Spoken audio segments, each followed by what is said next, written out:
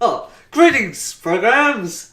I am Jacko, and this is my new show, The Gamification, where we can get together as fellow geekazoids and talk about all the things of gaming, movies, animation, what have you. If you'd like to see more from what's happening here on this space, or come and talk to me about weird things, follow me at Jackosaurus on Twitter, and you can email me at thegamification@outlook.com. Just let's start let's have a chat.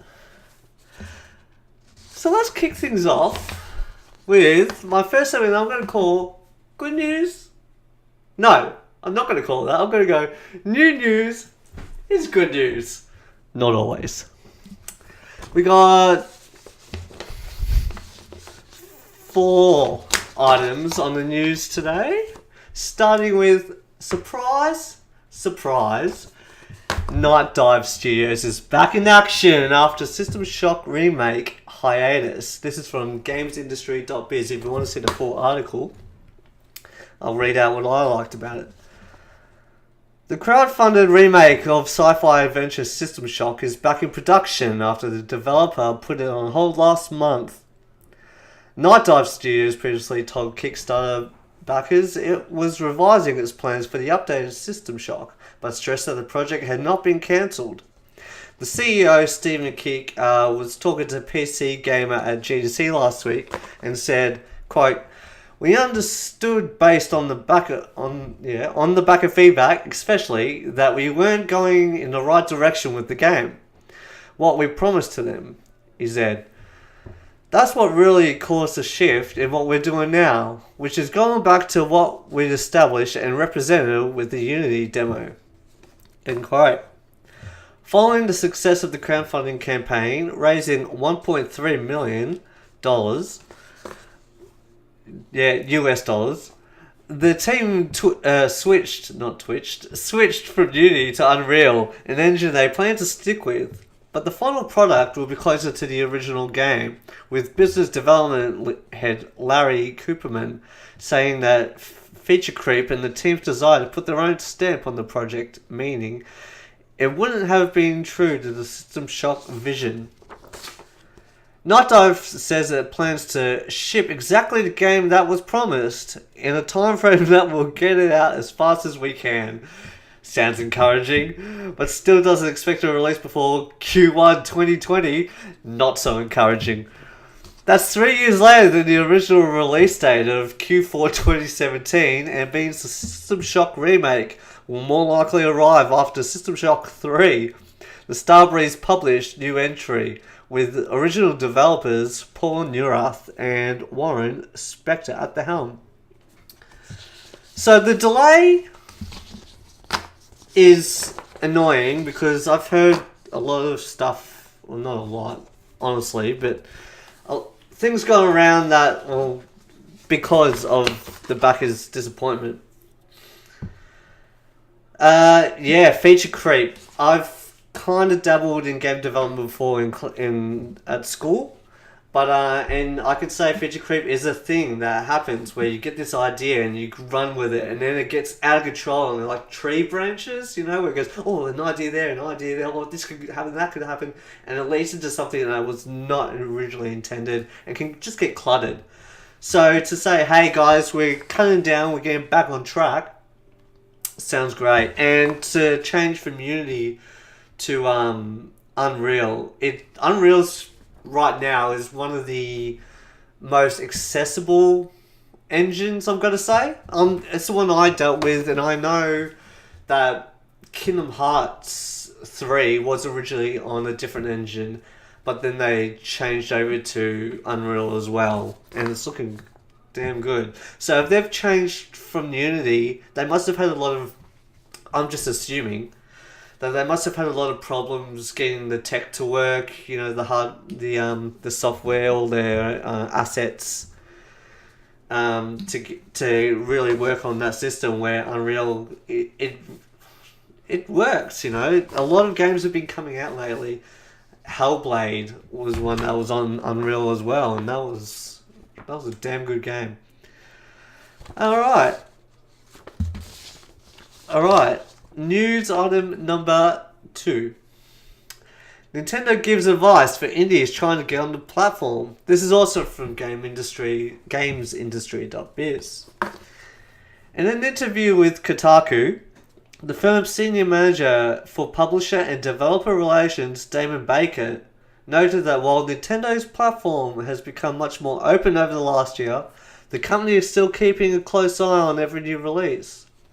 Quote, I think the best way to explain it is, over the past year, we have been evolving past what was initially more of a curated content position to now a curated partnership position, said Baker. He elaborated that Nintendo now focuses as much on developers' aptitude and background as their individual game pitch, and that once a company has earned a level of trust and confidence, the platform holder is more comfortable with them releasing titles on Switch. Quote, some developers do have a negative reaction or are bummed because we haven't opened up the door to hobbyists or students at this time, Baker acknowledged. But one day we may be going towards that direction, but for now, we're still staying the course in terms of closed dev environment for Switch. He reiterated that Nintendo is looking into how it can improve discoverability for games on the eShop, but was unable to give any details at this time. From what I can gather is they're saying they're looking at a company's whole portfolio rather than just, hey, let's get this one game that looks really good, even though they could have made some other dodgier games in the past.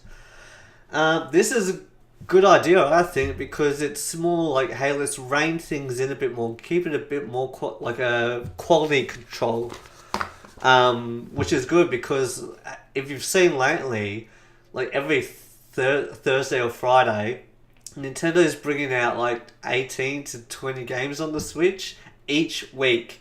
So that's a lot, and that's almost becoming as bad as, you know, the Steam library or even the PSN library, where it's just getting cluttered, a lot of glut of smaller games that either people won't play or they're just kind of half broken. So in a way this is good, but it would still be good to see Nintendo cut down on all these smaller titles that they're just throwing on there and have weird names that people are going to be adverse to, I think. I could be wrong. Again, let me know if you think I'm wrong, or if you have any other points to add on, and email me at thegamification@outlook.com. News number 3 we'll go with. Let's have a look.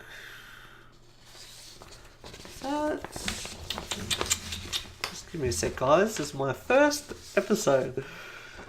Alright, well, here's another one. Okay. Square Enix is creating a new studio under their umbrella. That got cut off. It's called... Yeah, sorry. No, that's right. And this is from Kotaku.com. Jeez, I'm all over the shop today.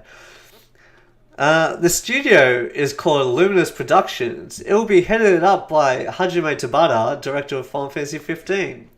According to Square Enix, I don't know why I'm laughing, it will primarily develop AAA games as well as new and unique entertainment experiences.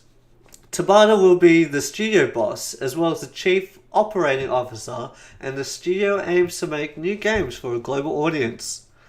Square Enix's official announcement via 4Gamer adds that the studio's original core members will be comprised of Final Fantasy 15 team members. An announcement will be made in mid-2018 regarding the studio's new project. For some of you who know, for those who don't know, I guess would be more fitting. The title Luminous was or is Square Enix's in-house game engine. What they use it on? They use it on a couple other titles, but they were using it on Kingdom Hearts 3 before they decided to change over to Unreal Engine 4. And they used it on Final Fantasy 15, which looks gorgeous on the base PS4, but also looks amazing on the PC version. Really detailed. You can see, like, when you're getting close with the skin, you can see all the blemishes and whatnot. Really, it just looks great, honestly. But the first time that they showed it was at, I think it was at E3. Tell me if I'm wrong. With a trailer called Agnes Philosophy. Yeah, that was it. And that was kind of like a little cutscene or a small movie. And we thought, oh, could this be the new Final Fantasy before 15, before that whole Versus 13 debacle. But, and that looked amazing. Go check that out. Agnes Philosophy. That'd be on the Square Enix YouTube page. Yeah, so that was really detailed. You could see they showed running in real time, but it was just like the character models as well. Yeah, really awesome. So to say that hey, we're not giving up on this engine. We're keeping with it, and we're actually developing more experiences and titles with that engine, especially with the core team from Final Fantasy 15, because they worked on it. Most of them worked on it for a long, long time, but they really came together in the last 3 years before it got shipped. And especially with Tabata running the department, he's like, okay, now we've finally got a grasp on this engine. Let's see what more we can do with it, which is cool, because for everyone that's like, yeah, Final Fantasy 15 wasn't that great, I still maintain that Tabata knows what he's doing. Again, tell me if I'm wrong. Okay. News number 4. Yeah, we'll go with this one. Sad news. Delays abound for Fox's Dark Phoenix and New Mutants movie. This was from... I originally got it from the Hollywood Reporter, but it was also in Kotaku and other places. So I'm sorry, I didn't get the source for this one. Late Monday night, per Deadline, there you go, there's another source, Fox announced that X-Men Dark Phoenix would not be arriving later this year, but would be coming out February 14, 2019. Aww. Are they just trying to copy Deadpool with that? Anyway, get back to it. The studio's Bohemian Rhapsody, which has been beset by its own set of behind-the-scenes troubles, has been moved from its planned Christmas Day release to take the place of Dark Phoenix's original release date, November 2. Not only that, but the New Mutants, the horror-styled intro to a new generation of X-Men, has been pushed way back from February 22 to 2019 to August the 2nd, 2019. The New Mutants has been delayed before, originally set to come out this April. Pardon me. Before being bumped because of a series of reshoots to make the movie scarier and include an entirely new character. It sounds like the cast and crew are going to need a few more months to figure out how to make this one work. Maybe, maybe not. From what I heard, the delays were due to test screenings by Fox and other people going, hey, we need to make some improvements. And improvements are good, you know? Like, when a game's delayed, nowadays we're just saying, fine.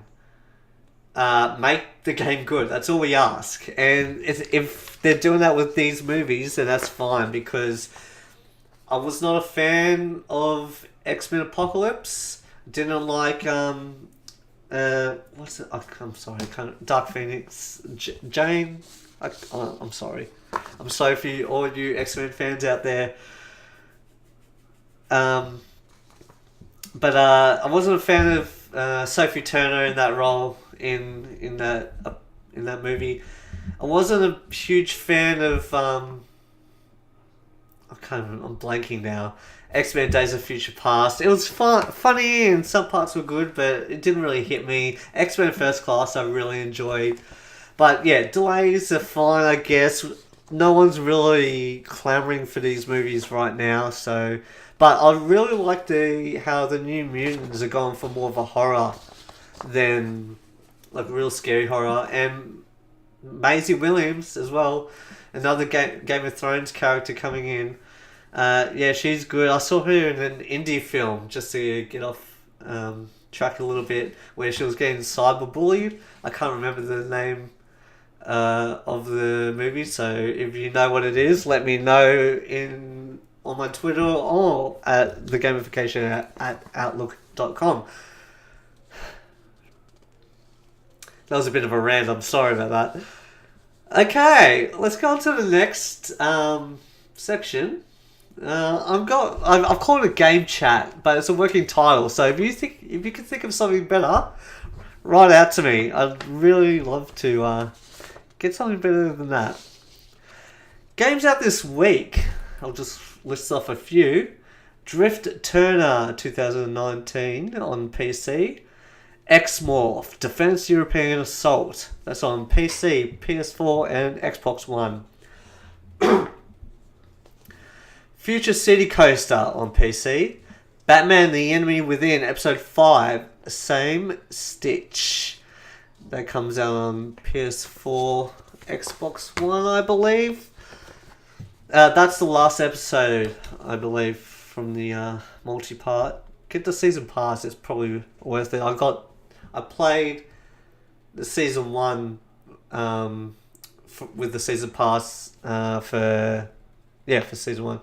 And yeah, definitely worth it. It saved me like $5, but anyway, great game, really worth it. Far Cry 5, PS4, Xbox One, and PC. A lot of people are loving it. Just having a lot of fun running around and finding new things to do. TT Isle of Man. That's on PC, PS4, Xbox One. The Alliance Alive on the 3DS. MX versus ATV All Out. PS4, Xbox One, PC. Atelier Liddy and Suel. The Alchemist and the Mysterious Paintings. PS4, PC, and Nintendo Switch. Outlast 2 on the Nintendo Switch. Bridge Constructor Stunts on the PS4. Warp Shift, Nintendo Switch. The Charming Empire, Nintendo Switch. Alteric, Xbox One and the Switch. Thimbleweed Park on the PS4 and the Switch. And Lightfall, Xbox One and PS4. What else we got going on? I'll do a game review every fortnight, I guess. But I'm at the moment playing Mario Odyssey, and my goodness, that game is so much fun. Just the color and the nostalgia feeling as well from Mario 64 and Sunshine. If you played that, I haven't. I kind of skipped GameCube. Forgive me. Yeah, just all the little secrets, all the little shout outs to old characters and stuff. The way you can take over different characters like Lakitu or whatever, the Cloud Koopa with the fishing rod, and you could just awesome. If you haven't played it yet, definitely go play it. It's not long if you just play it straight through. But there's a lot to go back and collect. A lot of moons. The Mushroom Kingdom actually changes the moons into stars, and then the music from Mario 64. Oh my god! It makes me feel like a kid again. So definitely go, definitely go play it. Get your hands on the Switch if you can, because that's one of the consoles of this generation. I can't recommend it enough. It's very fun. If you have games that you want me to check out or do a review on, let me know at either on Twitter or at the gamification at outlook.com. Also, I completely forgot to write this in, but I have a Facebook group. If you'd like to join, just find the gamification, all one word, capital T, capital G. If you like that, If you want to talk to more people, because there are a few people there already, come talk to us. You know, just chat about games, movies. We all talk about that kind of stuff. What's next? Let me know. Yeah. Okay, that's all from me today. See you on the next episode. Thanks, guys.